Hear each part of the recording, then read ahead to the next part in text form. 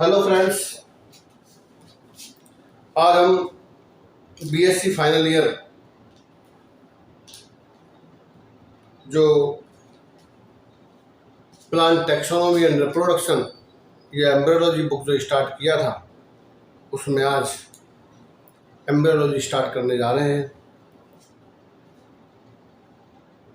पिछले लेक्चर्स में मैंने जो प्ले लिस्ट है उसमें फ्लावर डेवलपमेंट और एंड्रोइशियम के बारे में जानकारी दी थी। 2 लेक्चर हैं उसमें, एक तो एंड्रोइशियम के नाम से है और एक है फ्लावर डेवलपमेंट या फ्लोरल डेवलपमेंट के नाम से 2 लेक्चर हैं।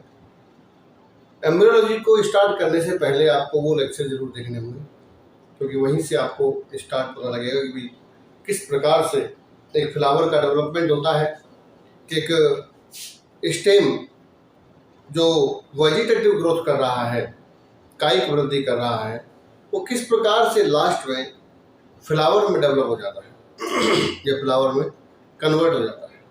तो ये चीज़ आपको वहाँ से देखने को मिलेगी। आज हम स्टार्ट करते हैं एम्ब्रियोलॉजी या रिप्रोडक्शन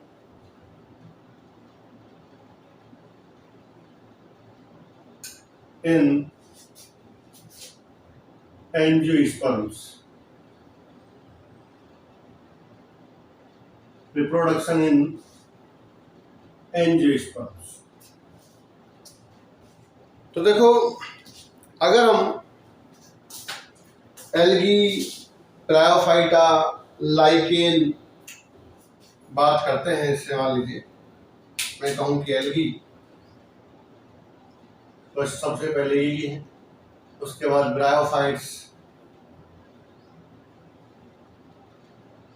फिर उसके बाद लाइकेन है, टेरिडोफाइट्स हैं।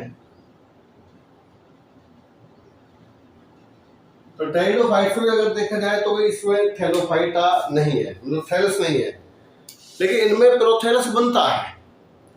जब लघु बीजाणु का और गुरु बीजाणु का अंकुरण होता है तो लैंगिक जनन से पहले इसमें जो अलैंगिक जनन है जिसमें बीजाणु बनते हैं, तो लैंगिक जनन से पहले गुरु बीजाणु और लघु बीजाणु बनते हैं। किसी के अंदर एक ही प्रकार के बीजाणु बनते हैं, किसी में 2 प्रकार के बनते हैं। तो उन बीजाणुओं का जब अंकुरण होता है तो उससे फिर प्रोथैलस बनता है, और उस प्रोथैलस पर पुंधानी और स्त्रीधानी का डेवलपमेंट होता है। ये हम टेरिडोफाइट्स में देख चुके हैं। लेकिन ये प्लांट्स जो ये हैं, ये वाले प्लांट्स, ये प्लांट्स तो पूरी तरह से थैलस ही इनके अंदर होता है और इनको हम थैलोफाइटा ग्रुप में रखते हैं। ये हम डिटेल से पढ़ चुके हैं, जानते हैं। अब बात आती है जिम्नोस्पर्म, एंजियोस्पर्म, टेरिडोफाइट्स। तो इनमें अगर देखा जाए तो फ्लावर बनता है, फ्लावर बनता है। इनको हम स्पर्मेटोफाइट्स, जो खासकर जिम्नोस्पर्म एंड एंजियोस्पर्म है, और क्लियर कर तो अगर देखा जाए तो एंजियोस्पर्म के अंदर ही है, तो इनमें फ्लावर बनता है। और फ्लावर एक जनन संरचना है, this is the reproductive organ in plants. तो इन्हें हम कहते हैं कॉर्मोफाइट्स। These are कॉर्मोफाइट्स।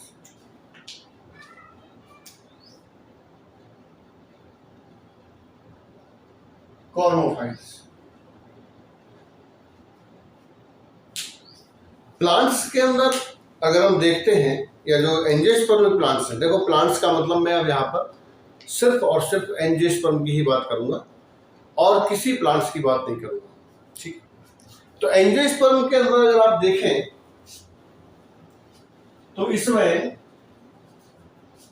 जनन संरचना जो हम बनाते हैं फ्लावर, इसमें केवल 2 ही चीजों के बारे में हम यहाँ जिक्र करेंगे रिप्रोडक्शन में।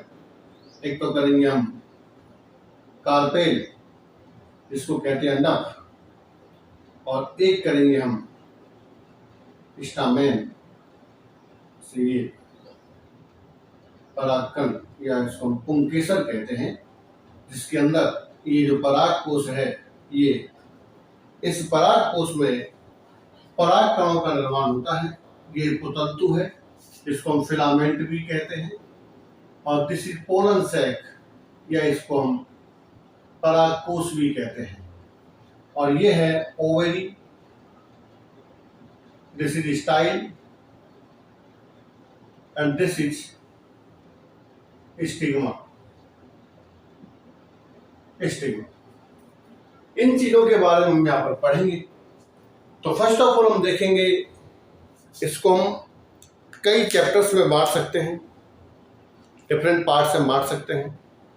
जैसे सबसे पहले हम पढ़ें परागकोश, या हम कहें नरयुग्मकोद्भिद लघु बीजाणु जनन। तो पहला चैप्टर है अपना लघु बीजाणु जनन और नरयुग्मकोद्भिद। दूसरा है मादा युग्मकोद्भिद, जिसमें हम भ्रूण कोश की संरचना देखेंगे। उसके बाद हम पढ़ेंगे परागन, देन हम पढ़ेंगे निषेचन, देन हम पढ़ेंगे भ्रूण, देन हम पढ़ेंगे भ्रूण कोश, और उसके बाद कुछ असंजनन, बहुभ्रूणता और अनिषेक जनन। तो इस तरह से लगभग इसके 8 से 10 चैप्टर्स हैं। उन सभी चैप्टर्स में, जितने भी 8 से 10 चैप्टर्स हैं, उन सभी चैप्टर्स के अंदर पूरा की पूरा जो रिप्रोडक्शन है एंजियोस्पर्म के अंदर, वो बताया गया है। एक भी लेक्चर आपको मिस नहीं करना है, पूरा लेक्चर फुल लेंथ के साथ देखना है, चीज़ों को समझना है, रटना नहीं। अगर समझ में नहीं आ रहा है तो वीडियो को आप बार बार देखें, लेकिन रटे नहीं, समझने की कोशिश करें। तो हमारा पहला चैप्टर जो स्टार्ट होता है आज, उसका नाम है पराग कोश की संरचना, या माइक्रो स्पोरोजेनेसिस और मेल गैमेटोफाइट।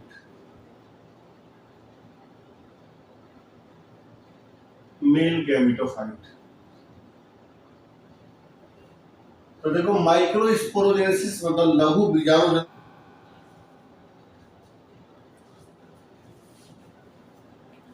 तो पहला चैप्टर अपना माइक्रो स्पोरोजेनेसिस और मेल गैमेटोफाइट। तो मेल गैमेटोफाइट कब होता है, कब उसे परागकण कहते हैं, पोलन ग्रेन। धीरे धीरे जो हम आगे बढ़ेंगे तो ये चीजें यहां से क्लियर हो जाएंगी। तो देखो, मेल गैमेटोफाइट या जो परागकण, देखो एक पुतंतु, ये पुतंतु है और इसके ऊपर यहां इस तरह से परागकोश होता है। इस परागकोश को अगर हम थोड़ा लार्ज बना लें तो ये परागकोश इस प्रकार से होता है।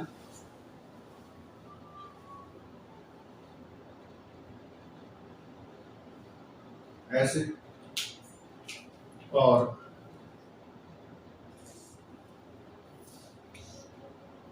ऐसे। This is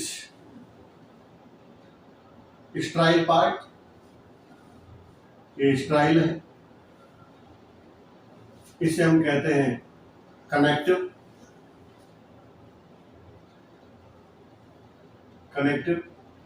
these are pollen sac, and this is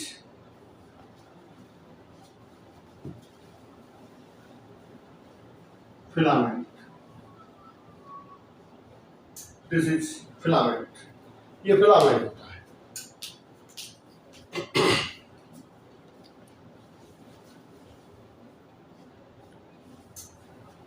तो इस प्रकार से एक स्टामेन के 3 पार्ट होते हैं। This is filament, this is pollen sac and this is connective. Connective style part है, फिलामेंट्री स्टाइल पार्ट है। लेकिन पोलन सैक के अंदर हमारे जो लघु बीजाणु हैं, जिनको हम पोलन ग्रेन कहते हैं, उनका फॉर्मेशन होता है। तो इसके अंदर क्या है क्या नहीं है, इसकी पूरी जानकारी हासिल करने के लिए हम इसका अनुप्रस्थ काट लेते हैं इस तरह से। तो जब हम इसका अनुप्रस्थ काट लेंगे तब हमें पता लगेगा कि इसके अंदर संरचना क्या है। तो देखो, इसके हम अनुप्रस्थ काट जब लेते हैं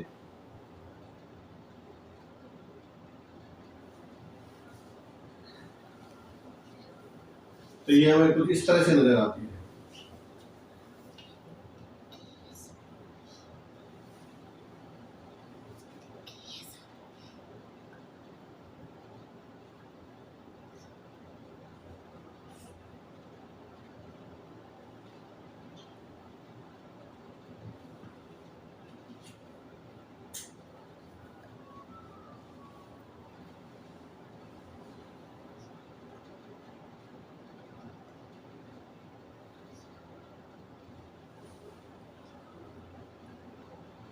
This is filament.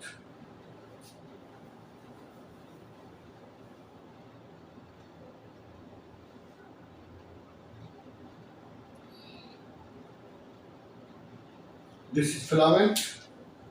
ये इसका, अगर हमने ये काट लिया इधर से,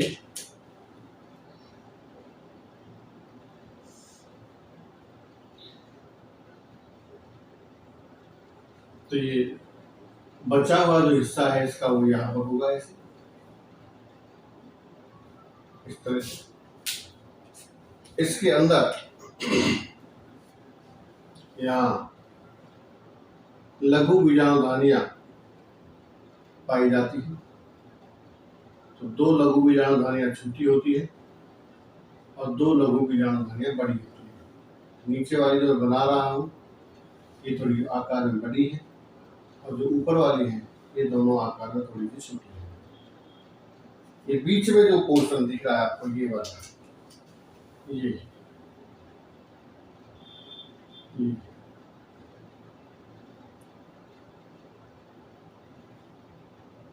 ये जो पोर्शन आपको दिख रहा है, ये पोर्शन यही है जिसे हम कहते हैं योजी। तो इसमें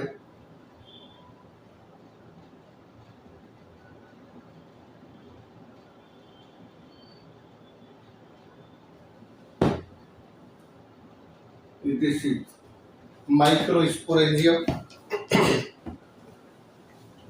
These are microsporangium.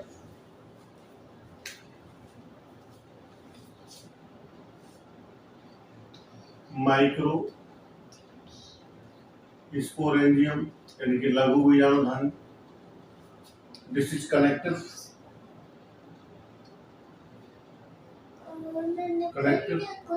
और this is filament.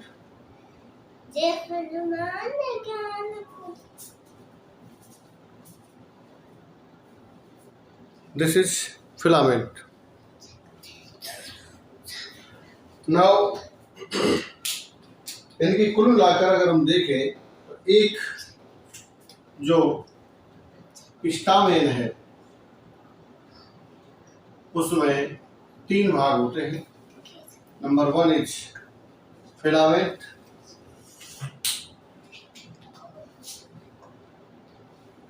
Number 1 is filament, number 2 is connective, and number 3 is pollen sac. pollen sac. तो पोलन सैक के अंदर पराग कणों का फॉर्मेशन होता है। अब ये जो लघु बीजाणु धानियां हैं ये कैसे होती है, मतलब इस पराग कोश को हम देख रहे हैं तो इस पराग कोश में 4 लघु बीजाणु धानियां पाई जाती है। 4 लघु बीजाणु धानियां हैं, 2 लोब्स हैं, पालियां। देखो एक लोब ये है, एक लोब ये है। अगर हम इसको देखते हैं तो जो कनेक्टिव वाला पार्ट है, दिस इज द कनेक्टिव वाला जो पार्ट है, इसने इसे दो पालियों में या दो भागों में डिवाइड कर दिया है। This is one lobe, this is second lobe. तो इसको हम कहते हैं द्विकोष्ठीय। दो पालियां, जितनी पालियां उतने कोष्ठ। इसका मतलब है कि ये जो पराग कोश है ये द्विकोष्ठीय है। अब एक कोष्ठ में दो लघु बीजाणुधानी है, तो दोनों कोष्ठ में 4 लघु बीजाणुधानियां हमको यहाँ दिखाई देती हैं। ठीक है, कितनी दिखाई देंगी? 4 लघु बीजाणुधानियां हमको यहाँ पर दिखाई देती हैं। तो ये 4 लघु बीजाणुधानियां होने के कारण इसको हम कहते हैं चतुष्क बीजाणुधानिक। क्या कहते हैं इसको? चतुष्क बीजाणुधानिक। हाँ, ये बात आ रही कि बाद में जब परागकोश, यानी जब परागकोश परिपक्व हो जाता है, पोलन ग्रेन का कंप्लीट डेवलपमेंट हो जाता है, उस कंडीशन में अब शुरुआत में देखो ये जो है ना, ये वाली संरचना, ये भी थोड़ी सी आगे इस तरह से बड़ी होती है, इसमें भी आगे ये थोड़ा सा ऐसे होता है, ये इस तरह से, अभी हम आगे पढ़ेंगे, ये ऐसे होता है। ये भी सब अलग अलग होते हैं, ठीक है। लेकिन जब डेवलपमेंट कंप्लीट हो जाता है तो ये गल जाती है। गलने के बाद ये एक कोष्ठ एक हो जाता है, ये कोष्ठ एक हो जाता है, और इसकी संरचना कुछ इस तरह से हो जाती है। देखिए,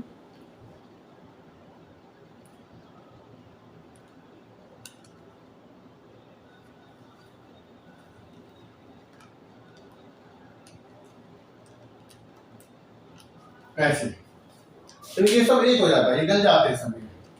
और ये जो लघु बीजाणुधानियां हैं ये हट जाती है,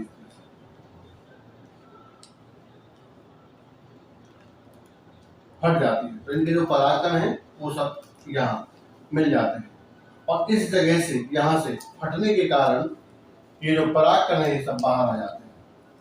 ये सब हम यहाँ पर डेवलपमेंट के बाद क्या होता है क्या नहीं होता है, ये सब चीजें हम यहाँ पर जानने की कोशिश करेंगे। This is connected. तो सामान्यतः एक बताया मैंने अभी कि सामान्यतः एक परागकोश में 2 पालियां होती हैं, दोनों पालियों में 2-2 लघु बीजाणुधानियां होती हैं। तो ऐसे परागकोश को हम चतुष्क बीजाणुधानिक परागकोश कहते हैं। कुछ पादप ऐसे होते हैं, जैसे मैं बताऊं आपको, मालवेसी में, मालवेसी के अंदर, तो मालवेसी में क्या है कि जो परागकोश है वो इस प्रकार से होता है, किडनी शेप होता है, किडनी शेप होता है और ऐसे जुड़ा होता है। तो इसमें योजी नहीं है, इसमें योजी नहीं है। तो योजी नहीं है तो इसमें केवल 2 ही बीजाणुधानियां होंगी, एक यहाँ पर और एक यहाँ पर। तो ऐसी बीजाणुधानियों को हम, यानी कि इसमें केवल एक ही कोष्ठ होता है, एक कोष्ठ के बीजाणुधानी कहते हैं, और एक कोष्ठ में 2 बीजाणुधानियां होती हैं, तो इसे हम द्विबीजाणुधानिक कहते हैं। तो नॉर्मली जो कंडीशन होती है पादपों के अंदर, नॉर्मली या सामान्यतः टेट्राइस या चतुष्क बीजाणुधानिक कंडीशन होती है। लेकिन मालवेसी के अंदर आपको देख लिया आपने कि किस प्रकार से केवल द्विबीजाणुधानिक कंडीशन होती है, एक कोशीय द्विबीजाणुधानिक। ठीक, उसके बाद एक प्लांट है जिसका नाम है आर्सिथोबियम। ये स्तंभ परजीवी है, ये स्तंभ परजीवी है, आर्सिथोबियम। आर्सिथोबियम ये प्लांट है, स्टेम पैरासाइट है। इस आर्सिथोबियम के अंदर आप देखेंगे तो इसमें केवल एक बीजाणुधानी, एक पाली, only 1 lobe, single lobe and single microsporangia पाई जाती है। ठीक,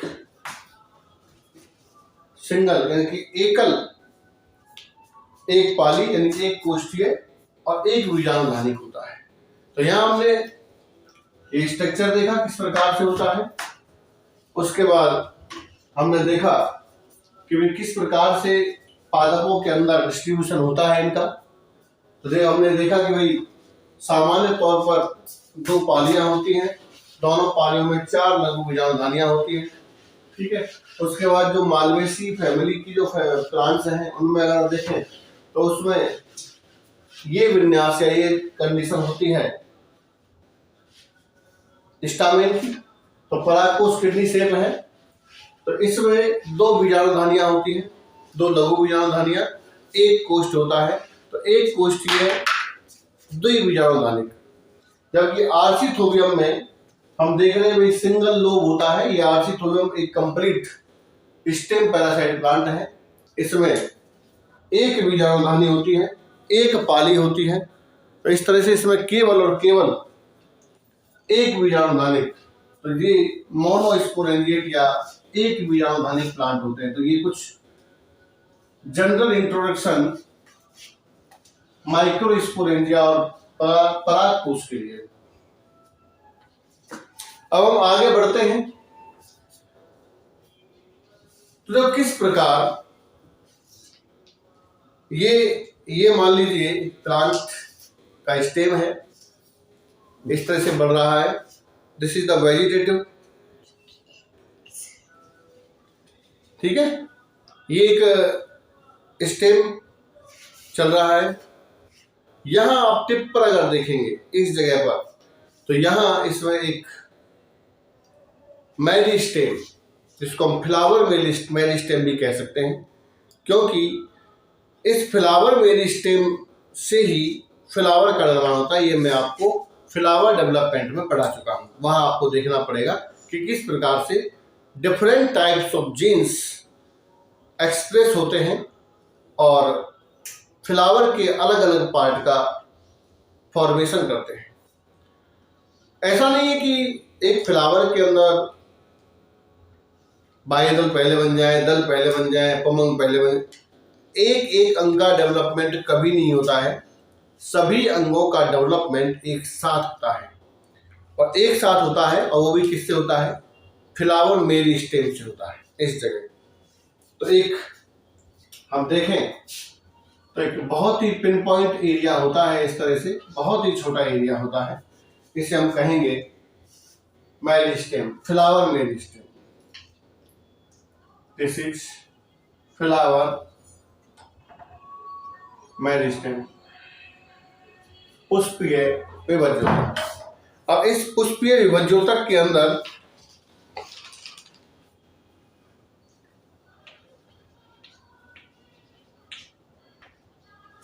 इनमें बार बार विभाजन होता है। इन कोशिकाओं में या इस क्षेत्र के अंदर बार बार विभाजन होता है, और बारंबार विभाजन होने से कुछ संरचना कुछ इस प्रकार से बन जाती है, ऐसे। और इस संरचना में आप पाएंगे तो इसमें केवल सेल्स हैं, ऐसे।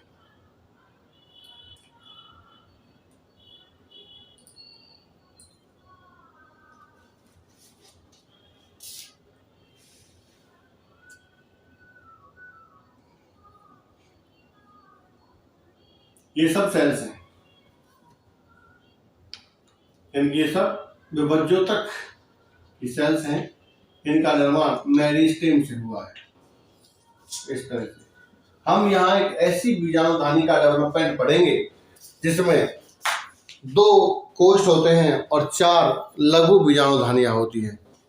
हम एक ऐसी जनरल बीजाणुधानी का डेवलपमेंट यहाँ पर देखेंगे। तो इसके अंदर अगर आप देखें, सभी सेल्स का निर्माण इस मेरिस्टेम यानी कि विभज्योतक से हुआ है। एक जो लघु बीजाणुधानी है उसके ऊपर 4 लेयर होती हैं।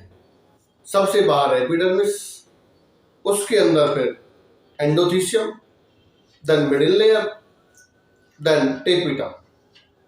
तो 4 ये लेयर एक माइक्रोस्पोरेंजियम के अंदर पाई जाती है। तो जो एपिडर्मिस होती है, दिस इज एपिडर्मिस। इस एपिडर्मिस का जो डेवलपमेंट है, इस एपिडर्मिस का डेवलपमेंट, ध्यान रहे कि इसका सबसे पहले डेवलपमेंट हो जाता है। तो this is called epidermis. This is epidermis. ध्यान रहे एक बात कि एपिडर्मिस का जो फॉर्मेशन है वो बीजाणुधानी के फॉर्मेशन, यानी कि अंदर की तरफ जो लघु बीजाणुधानी बनेगी उसके फॉर्मेशन से पहले ही हो जाता है। ठीक है, इसको हमें ये बताने की जरूरत नहीं है कि भाई इसका डेवलपमेंट बाद में होगा। तो सबसे पहले एपिडर्मिस बन जाती है, उसके बाद फिर अंदर की तरफ की सारी जो लेयर है, चाहे वो एंडोथीसियम है, चाहे वो मिडिल लेयर है, चाहे वो टेपिटम है, इन सब का निर्माण होता है। तो ये एक मास ऑफ सेल्स है। This is the mass of cells. कोशिकाओं की सहती, क्योंकि बहुत सारी कोशिकाएं हैं। तो इसमें अगर हम देखते हैं कि बीजाणुधानी का जो परिवर्धन है या डेवलपमेंट है वो एक सेल से नहीं हो रहा है, बल्कि कोशिकाओं के समूह से होता है।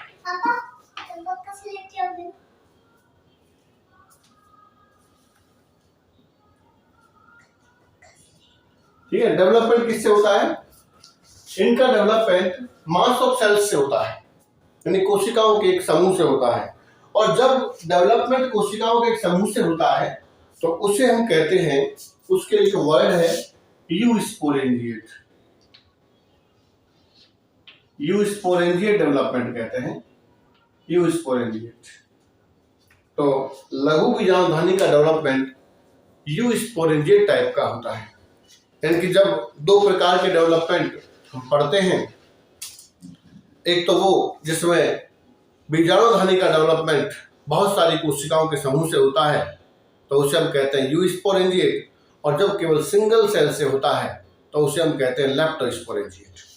तो ये this is the eusporangiate type of development. इसमें इनमें देखो, हमने यहाँ देखें तो 4 जगह पर, 1 2 3 4 जगह पर, तो ऐसे ही इसके अंदर भी 4 जगह पर 4 सेल्स बनेंगी। तो ये समझो ये 4 सेल्स एपिडर्मिस के नीचे, ये इस तरह से एक सेल मान लो ये है, एक सेल मान लीजिए यहाँ पर बन जाती है इस तरह से, एक सेल मान लो यहाँ बन जाती है ये, और एक सेल मान लो यहाँ बन जाती है। तो 4 जगह पर सेल्स, कुछ सेल्स यानी कि कुछ सेल्स में कोशिका द्रव्य सघन हो जाता है, कोशिका द्रव्य सघन हो जाता है, केंद्रक का आकार बड़ा हो जाता है। ऐसी कोशिकाएं आकार में बड़ी हो जाती हैं जो अलग से नजर आती हैं। इन कोशिकाओं को हम आर्कीस्पोरियल सेल और प्रप्रसु कोशिकाएं कहते हैं। तो these are archesporial cell. This is archesporial cell. अब इस एक कोशिका से पूरे की पूरी बीजाणुधानी का डेवलपमेंट होगा। तो ऐसी कोशिका 4 जगह पर है। ध्यान रहे कि जिसमें चतुष्क बीजाणुधानी है उसमें 4 जगह पर 4 प्रप्रसु कोशिकाएं होंगी, जिसमें केवल एक है उसमें 1 जगह पर होगी, और जिसमें केवल 2 बीजाणुधानी है उसमें 2 जगह पर होगी। तो इस प्रकार से 4 यहां पर बनती है। अब हम एक मिनट एक फ्लो चार्ट देख लेते हैं कि किस प्रकार से ये जो अपनी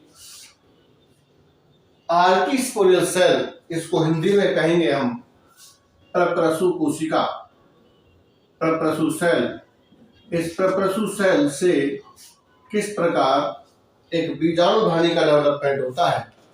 तो उस चार्ट को हम यहाँ पर देख लेते हैं और फिर चार्ट के अकॉर्डिंग ही हम पढ़ेंगे और हमको पता चल जाएगा कि किस प्रकार से डेवलपमेंट होता है। डायग्राम भी फिर उसी हिसाब से सारे बनेंगे। अब अगर हम देखें तो वही यहाँ भी डेवलपमेंट होता है, यहाँ भी होता है, यहाँ भी होता है, यहाँ भी होता है, तो इस जगह पर भी वैसे ही बीजाणु कहानी बनेगी। यहाँ भी सेम डेवलपमेंट, यहाँ भी सेम, यहाँ भी सेम। तो हम चारों जगहों पर बनाने की बजाय एक जगह पर पढ़ लेंगे डायग्राम बना के, तो वो भी डेवलपमेंट माना जाएगा। अध्ययन की दृष्टि से चारों जगह पर नहीं बल्कि एक जगह पर ही हम पढ़ लेते हैं। तो जो प्रप्रसु सेल है जिसको हम आर्की स्पोरियल सेल भी कहते हैं, आर्की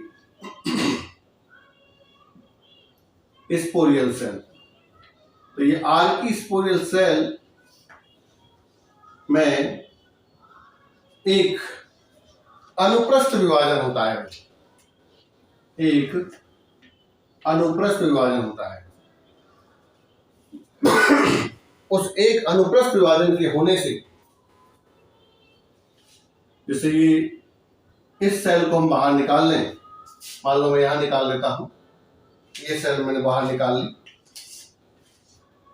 ये सेल कुछ इस तरह से है, ऐसे, ठीक है। तो इस सेल के अंदर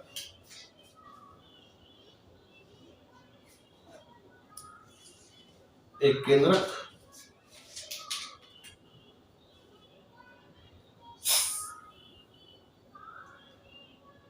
और ये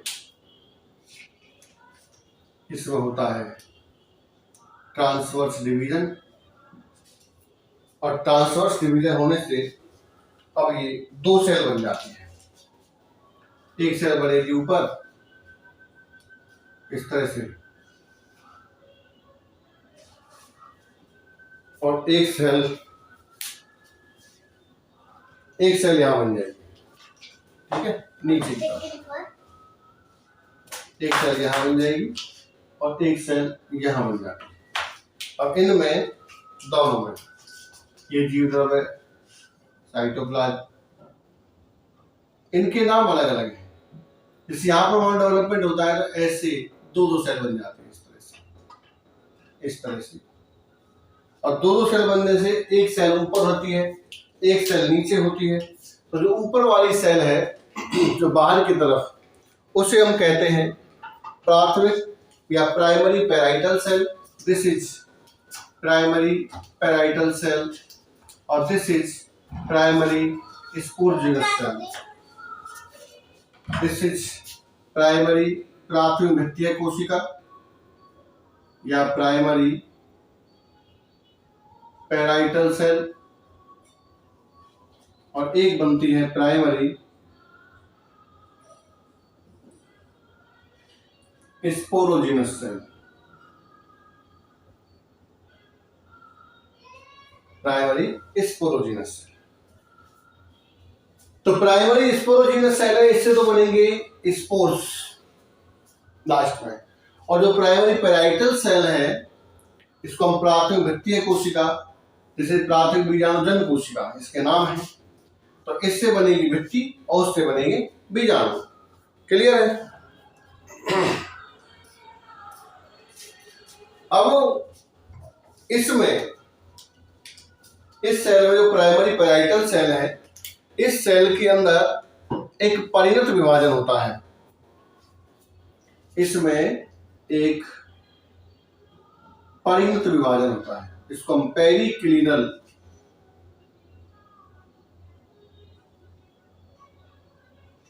डिवीजन। तो पेरिक्लिनल डिवीजन है, उसमें जो प्लेन है वो इस तरह से होता है। मान लो एक सेल है, तो इस सेल में अगर 90 डिग्री पर विभाजन हो रहा है तो इसे हम कहते हैं बिल्कुल एग्जैक्ट 90 डिग्री पर, तो हम कहते हैं पेरिक्लिनल। अगर ये इस तरह से होता है खड़ा डिवीजन 90 डिग्री पर, तो उसको हम कहते हैं एंटीक्लिनल या अपरंत विभाजन। तो पेरिक्लिनल डिवीजन होने से इसमें दो सेल बन जाती है, तो उसमें से एक सेल तो बनाती है एंडोथीसियम,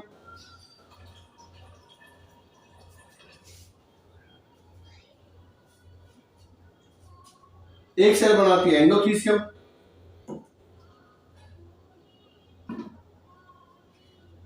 तो देखो एपिडर्मिस, उसके नीचे क्या आएगी, एंडोथीसियम। उसके बाद जो अंदर वाली सेल है उसको हम भित्तीय कोशिका या पैराइटल सेल कहते हैं। दिस इज पैराइटल सेल, इस तरह से। और जो एंडोथीसियम है ये सेकंड नंबर पर है। अब बची पैराइटल सेल। तो पैराइटल सेल से अगर देखा जाए तो इससे दो लेयर यानी कि जो एक पायलट विभाजन और होता है, पेरिक्लिनल डिवीजन, पेरिक्लिनल डिवीजन। तो इससे दो स्तर और बन जाते हैं। दिस इज मिडिल लेयर या मध्य स्तर, मिडिल लेयर एंड टेपिटम। अब अगर हम बाहर से भीतर की तरफ अगर हम देखते हैं तो पहले नंबर पर एपिडर्मिस है, दूसरे नंबर पर एंडोथीसियम है, तीसरे नंबर पर ये है और चौथे नंबर पर टेपिटम आती है। तो चार ये यहाँ पर हो जाते हैं। तो इसमें अगर हम यहाँ देखते हैं, इसमें मैं यहाँ पर एक अलग से बना दूं इसी को ऐसे, तो यहीं पर अगर मैं देखूं तो सबसे पहले बन जाती है एपिडर्मिस, ये हम देख चुके हैं। This is epidermis, this is epidermis, then endothecium, ये एंडोथीसियम। अब इनकी जो लेयरिंग है उसको हम देखेंगे। तो एंडोथीसियम में क्या है कि कुछ सेलुलोसिक पदार्थ पाया जाता है और सेलुलोसिक पदार्थ का स्टोलन या बैंड इसमें पाए जाते हैं। तो संरचना कुछ ऐसे होती है, इस तरह से।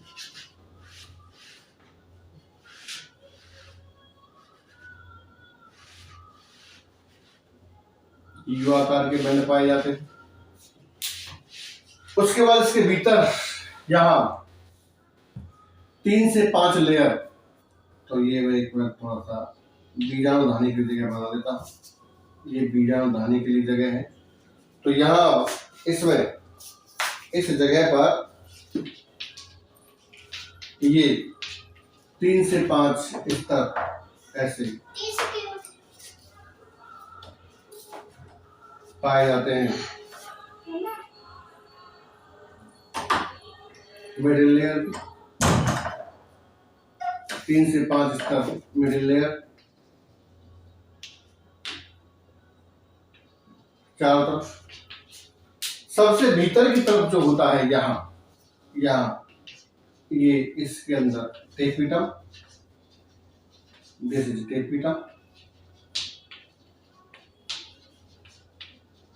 टेपिटम। टेपिटम के कार्य क्या होते हैं हम जानेंगे।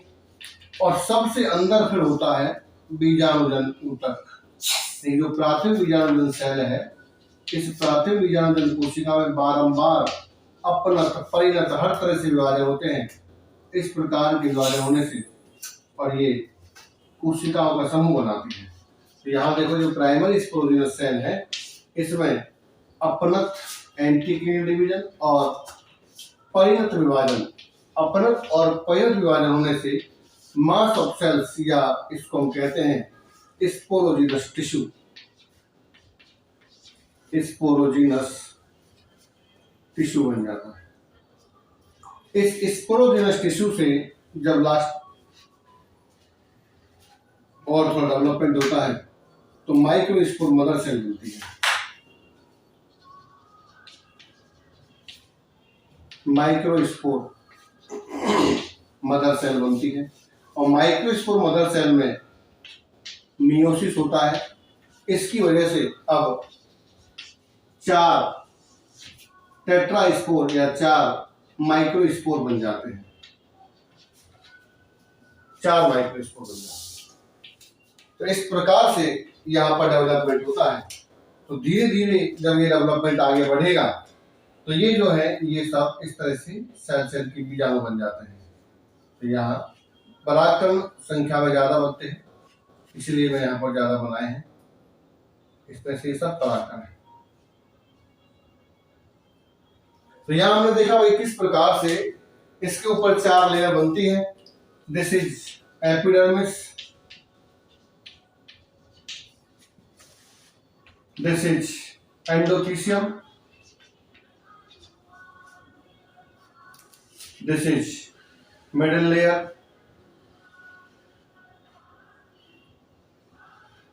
and this is sporogenous tissue.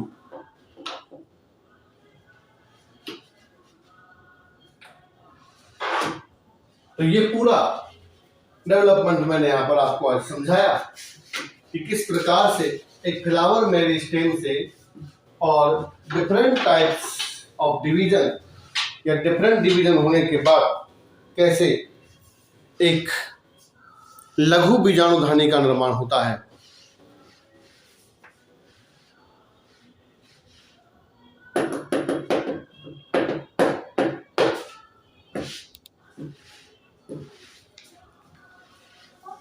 तो सबसे पहले एक सिंगल सेल जिसको हम कहते हैं आज की स्क्विरल सेल ASC, देन इसमें transverse division, then two sales,